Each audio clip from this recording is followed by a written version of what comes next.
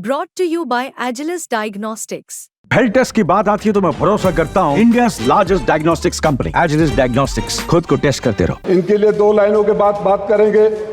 इनसे ना उम्मीद करो इतनी सादगी के साथ, इनसे ना उम्मीद करो इतनी सादगी के साथ। ये दौर अलग है, ये लोग अलग हैं। अगर इस दौर में इनसे वफा ढूंढ रहे हो तो बड़े नादान हो, जहर की शीशी में दवा ढूंढ रहे हो। बहुत अच्छा। आपसे अपने नेता के सामने मांग करता हूं कि देश के किसानों के ऊपर चाहे जितना भी कर्ज हो सबको राइट ऑफ करने की घोषणा कर दो, हम स्वागत करेंगे। ठीक बात। ये आपकी बुद्धि कहीं और नहीं आती है। पैसा चला जाता है, ये आप ही के टेक्नोलॉजी की देन है ना। नंबर 1 फ्रॉड यूपी में हो रहा है। सबसे ज्यादा फ्रॉड हमारे यूपी में है। 37 लॉकर से एक साथ चोरी हो गए थे। कानपुर में लॉकर चोरी, गाजियाबाद में लॉकर चोरी हो गई। राजीव राय जी, आप बोलिए। आप बोलिए। धन्यवाद सर, आपने हमें मौका दिया। मैं अपने राष्ट्रीय नेतृत्व का आभारी हूँ कि राष्ट्रीय नेतृत्व ने मुझे कहा बोलने के लिए। उपाध्यक्ष महोदय, आप बोलिएगा प्लीज। हम बहुत दिनों से सुन रहे थे कि बैंकिंग अमेंडमेंट बिल आ रहा है, तो हमारे जैसे लोग जो गांव के हैं, गरीबों के हैं, बड़ी उम्मीद के साथ सोच रहे थे कि जब सुधार की बात होती है तो सुधार में ये भी बताया जाएगा जिस बीमारियों से सबसे ज़्यादा लोग ग्रसित हैं बैंक के नियमों से, जैसे सिविल हो गया, बच्चों के लिए एजुकेशनल लोन हो गया, एग्रीकल्चरल लोन हो गया, छोटे छोटे व्यापारियों के लिए हो गया, इन सब बारे में बातें होगी। मैं ये नहीं कहने इंदिरा जी की तरह, इंदिरा जी और अटल बिहारी वाजपेयी जी का नाम नहीं लूँगा, मैं जानता हूँ निकाल दिया जाएगा, लेकिन ज़रूर उम्मीद कर रहा था कि 2000 रुपये के नोट में जो चिप थे बता दिया जाएगा कि कहाँ गए और वो चिप 2000 रुपये के नोट क्यों गायब हो गए।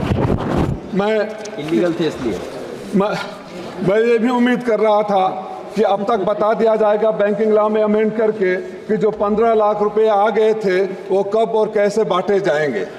लेकिन फिर ख्याल आया कि हम किन लोगों से उम्मीद कर रहे हैं। इनके लिए दो लाइनों के बाद बात करेंगे। इनसे ना उम्मीद करो इतनी सादगी के साथ, इनसे ना उम्मीद करो इतनी सादगी के साथ। ये दौर अलग है, ये लोग अलग हैं। अगर इस दौर में इनसे वफा ढूंढ रहे हो तो बड़े नादान हो, जहर की शीशी में दवा ढूंढ रहे हो। बहुत अच्छा। आदरणीय उपसभापति महोदय, हमारे मित्र डॉक्टर संबित पात्रा गोलगप्पे खाए, पेटीएम से पैसे पे कर दिए। 2%, 1-1.5% के हिसाब से कितना पैसा कहाँ चला गया। अगर वो पेटीएम कमीशन नहीं लेता तो मेरा पैसा सीधे गरीब को जाता, 10 रुपये का उसको 10 रुपये मिलते और बीच में दलालों को दे दिया गया। और पहली बार हुआ कि पेटीएम का प्रचार माननीय प्रधानमंत्री जी ने किया। ये परंपरा भी पहली बार शुरू हुई। उपसभापति महोदय, पिछले 3 सालों में बड़ी अच्छी टर्मिनोलॉजी लाते हैं लोग। मैंने एक पोस्ट कर दिया था, पिछले 3 सालों में उद्योगपतियों के 5,64,365 करोड़ रुपया राइट ऑफ कर दिए गए। अलीगढ़ के हैं। अगर ये कहा जाएगा अलीगढ़ के हैं कि माफ कर दिए तो आप कहेंगे नहीं राइट ऑफ कर दिए। मैं आज आपसे अपने नेता के सामने मांग करता हूं कि देश के किसानों के ऊपर चाहे जितना भी कर्ज हो सबको राइट ऑफ करने की घोषणा कर दो, हम स्वागत करेंगे। ठीक बात। ये आपकी बुद्धि कहीं और नहीं आती है। आपने चौथी सबसे बड़ी अर्थव्यवस्था की बात करते हैं, तीसरी सबसे बड़ी अर्थव्यवस्था की बात करते हैं। हमारे जैसे लोग तब सदन में नहीं थे, लेकिन टीवी पर सुनकर हमारा सीना चौड़ा हो जाता था जब कोई कहता था कि देश में रुपए के केवल कीमत ही नहीं गिरती है, देश का स्वाभिमान भी गिरता है। तो हमें लगा था कोई आएगा स्वाभिमान बढ़ाएगा। मैं तो आपसे जानना चाहता हूं कि देश के स्वाभिमान को किस रसातल में आप भेज दिए और कहां तक गिराने का इरादा है। चौथी अर्थव्यवस्था हो जाएगी, डॉलर की कीमत के सामने रुपए की कीमत खत्म हो जाएगी और आप अपनी पीठ थपथपाएंगे। इस देश की वो बैंकिंग सिस्टम है जो गरीबों के घर से दिन भर की कमाई निकालता है। मैडम, मैं आपसे अनुरोध करूंगा, विचार जरूर करिएगा कि अगर गरीब दिन भर सब्जी खरीदता है और रात को बैंक में डालता है, अगले दिन बैंक में डालता है, फिर निकालता है, तो अपने पैसे पर ट्रांजैक्शन फीस पहली बार इस देश ने ये भी देखा कि ये गरीब जितनी बार बैंक में जाएगा, बैंक से पैसा लेकर आएगा, कुछ न कुछ आपको देगा। आप तो मंदिर के उस महंत की तरह हो गए कि जब जाएंगे कुछ देकर आएंगे। ये तो ठीक नहीं है। इस देश में मैं बड़ी लड़ाई लड़ा, सदन में नहीं था, एजुकेशनल लोन के लिए। आप जब नियम निकालते हैं छात्रों के एजुकेशनल लोन के लिए तो बड़ी अच्छी तस्वीर पेश करते हैं। एक तो हमारा मामला पार्लियामेंट की कमेटी ने हल किया था। जब बच्चे जाते थे एजुकेशनल लोन के लिए तो 50% का मार्क्स या बैंकों से नियरेस्ट दूरी का। बैंक एजुकेशनल लोन के लिए जहां लड़का पढ़कर साक्षर होगा, अब 9%, 10%, 12%, 14%, 4 लाख से ऊपर कोलेटरल सिक्योरिटी की बात करते हैं। और कोई व्यापारी ले चला जाता है तो उसके लिए कोलेटरल सिक्योरिटी है या नहीं है मुझे तो नहीं पता है, लेकिन अगर आपने रिकॉर्ड मार्जिन का बनाया है तो देश ने वो रिकॉर्ड भी देखा है कि सबसे ज्यादा पैसा देश का विदेशों में लेकर चले गए और वो भाई लोग नहीं आए। आदरणीय उपसभापति महोदय, एक मैं मैडम आपका ध्यान आकर्षित करना चाहूंगा सिविल का। और मुझे लगता है कि बहुत सारे लोग जो सिविल स्कोरिंग के लिए 2005 में नियम बने थे, ये बैंकों की तानाशाही मैं स्वयं भुगतभोगी रह चुका हूं। लड़ाई लड़ते लड़ते एमपी बना तो शायद उसका समाधान अब हो रहा है। आप एनपीए ना हो, अच्छे इंटेंशन के साथ ही आया था, तभी सरकार लाई थी। लेकिन ये एक तरफा कानून, क्रेडिट कार्ड सबके पास होगा, आपके पास फोन आएगा, आपको क्रेडिट कार्ड सैंक्शन हो गया है, क्रेडिट कार्ड का पैसा भी चढ़ना शुरू हो जाएगा।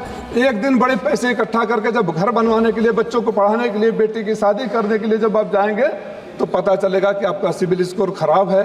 तब आप ढूंढने लगेंगे तो पता चलेगा कि उस टाइम पर एक क्रेडिट कार्ड मिला था जिसको आपकी जानकारी भी नहीं है।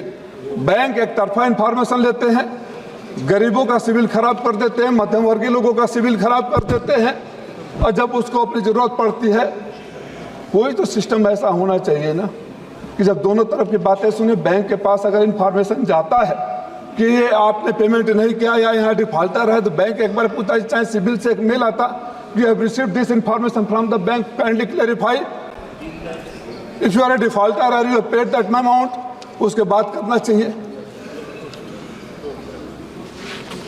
सिविल को सुधारने की जरूरत है। मैं तो समय पता नहीं कितना है, 2005 में एक बैंक ऐसे लोन लिया था घर बनाने के लिए, 15 साल तक लगातार बिना एक सिंगल डिफॉल्ट के पे कर दिया। जब 15 साल के बाद मैं बैंक में जाता हूं कि मेरा एनओसी दे दो, तो कहा जाता है कि बीच में बैंक का रेट बढ़ गया था, इसलिए आपके ऊपर 19 लाख रुपया और है। उसी अकाउंट में मेरे पैसे, वहीं मेरे सारे अकाउंट स्कूल कॉलेज हो गए, न कहीं एक कम्युनिकेशन मेरे पास आया, न कोई मेल आया। ऑटो डेबिट कर सकते थे, हमको रिमाइंड करा सकते थे, और मैं आपको भी मंत्री जी लिखा, और दुख के साथ कहूंगा कि आपने उस पत्र का जवाब भी नहीं दिया, समाधान तो दूर की बात है। शेम। मैंने आपको लिखा था, और कहेंगे तो लेटर का डेट भी मैं आपके सामने समक्ष रख दूंगा। मैं 3-4 बातों की तरफ और ध्यान देना चाहूंगा संशोधन करने रिकमेंडेशन के लिए। एजुकेशनल लोन, आज के जो बच्चों की पढ़ाई पर खर्च आ रहा है, उसके ध्यान में रखते हुए 20 लाख रुपए तक का लोन ब्याज मुक्त करने की घोषणा सरकार को करनी चाहिए, अगर सरकार सही में उस दिशा में है। डिजिटल करेंसी की बातें होती है, अब तो घर में बैठे बैठे बैंक में पैसा रखने में भी डर लगता है। एक फोन आएगा, फोन की बातें कर रहे थे जब हम और आप सब पैदा नहीं हुए थे, जो व्यक्ति यहाँ नहीं है, और डिजिटल अरेस्ट, पैसा चला जाता है। ये आप ही के टेक्नोलॉजी की देन है ना। नंबर 1 फ्रॉड यूपी में हो रहा है, सबसे ज्यादा फ्रॉड हमारे यूपी में है। लाखों में नॉमिनी का नाम बढ़ा दिया। क्या बताने का कष्ट करेंगे इस सदन को कि अगर मेरे लाकर में करोड़ों रुपया है और चोरी हो गए या गायब हो गए तो बैंक की लायबिलिटी कितने की बनती है। जहां तक मेरी जानकारी है, बैंक की कोई लायबिलिटी नहीं है। 1 लाख रुपया तक यूपी में 37 लाख से एक साथ चोरी हो गए थे। कानपुर में लॉकर चोरी, गाजियाबाद में लॉकर चोरी हुई, कानपुर में हुए, गाजियाबाद में हुए, आंध्रा में हुए, कुर्ग में हुए। कितना आप निकालेंगे तो आपके पास लिस्ट आ जाएगा। लाकर में आदमी मेहनत का पैसा ले जाकर रखता है, आप फीस लेते हैं लेकिन पैसा गायब हो गया तो कोई जिम्मेदारी नहीं। साइबर फ्रॉड के ऊपर आप कानून बनाते हैं, व्याख्यान देते हैं, लेक्चर देते हैं, मैसेजिंग होती है, लेकिन हर रोज लोगों का पैसा लूटा जाता है। मैं गरीब व्यापारियों के लिए जो कर्ज दिए जाते हैं उनको मैं 20 लाख रुपया, शिक्षा लोन पर मैं 20 लाख रुपया, और किसानों का फिर मैं मांग करूंगा। अगर बैंकिंग रिफॉर्म करना है तो जो आपके मित्र चले गए हैं बाहर, जो इस देश के तथाकथित उद्योगपति चले गए हैं, जिन बातों को कहकर आप सरकार में आए थे, अपने उन पुराने वीडियो को देख लीजिए, अपने पुराने भाषणों को देख लीजिए, उस पर अमल लाइए। और देश के किसान जो भी बॉर्डर पर तरस रहे हैं, भीतर आने के लिए आत्महत्या कर रहे हैं, बच्चे आत्महत्या कर रहे हैं, बेरोजगारी बढ़ रही है, उस पर ध्यान दीजिए, तब बैंकिंग रिफॉर्म होगा। गरीबों का पैसा अपने बैंक में डाल देने से रिफॉर्म नहीं होता है। उस रिफॉर्म का कोई मतलब नहीं है कि आप चौथी अर्थव्यवस्था बन जाइए और एशिया की सबसे कमजोर करेंसी का नाम भारतीय रुपया हो जाए।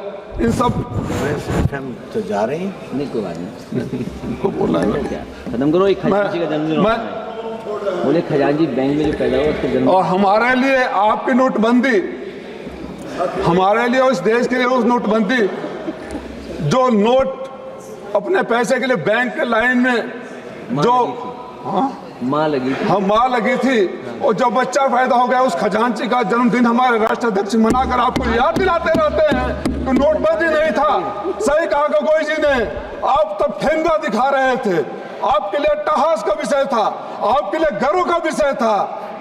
अगर प्रधानमंत्री जी ये कहे होते कि पैसे तो बैंकों से ले लिए लेकिन मैं विदेश जाने नहीं दिया, तब हम सब ताली बजाए होते। लेकिन प्रधानमंत्री जी खुश थे कि गरीबों के घर में शादी है, बैंक में पैसे नहीं है। तो उन सब पुरानी बातों को सीखते हुए संशोधन की जो बात करते हैं तो कॉस्मेटिक चेंजेस नहीं होने चाहिए, सही संशोधन होने चाहिए। इस उम्मीद और विश्वास के साथ कि संशोधन गरीबों के लिए होना चाहिए, संशोधन किसानों के लिए होना चाहिए, संशोधन छात्रों के लिए होना चाहिए, तब तो संशोधन की बात बनती है, नहीं तो बात बेमानी होगी। आपने मौका दिया, धन्यवाद।